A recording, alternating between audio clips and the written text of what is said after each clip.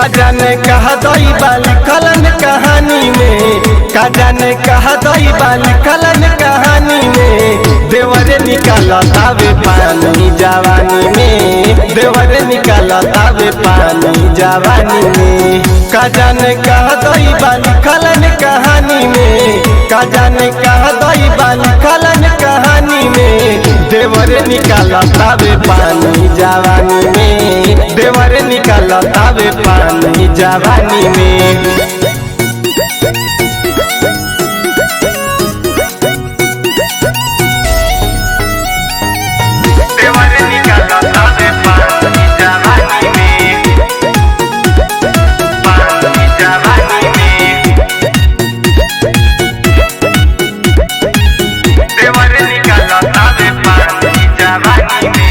सैया पियो कर मिलल कुछ बुझेला ना,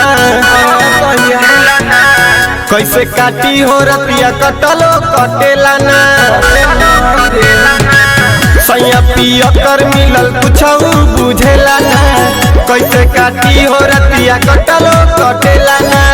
जाके सूत जाले रोजे बथानी में, जाके सूत जाले रोजे बथानी में। देवरे निकाला तावे पानी जवानी में, देवरे निकाला तावे पानी जवानी में।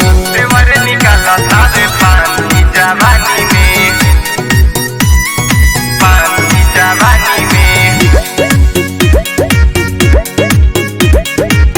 देवरे निकाला तावे पानी जवानी में। रोज से जरिया पे हमके सतावेला, आवे के कहे बाकी नाही हुआवेला। रोज से जरिया पे हमके सतावेला, आवे के कहे बाकी नाही हुआवेला। रहिया निहार तानी बैठी दलानी में, रहिया निहार तानी बैठी दलानी में। देवरे निकाला तावे पानी जवानी में, देवरे निकाला तावे पानी जवानी में। देवरे निकाला तावे पानी जवानी में, पानी जवानी में। देवरे निकाला तावे पानी जवानी में। लड्डू के घरवा से जाते आजाला बाटे बेशरम के हुओ से न लजाला। मुन्ना के घरवा से जाते आजाला बाटे बेशरम के हुओ से न लजाला।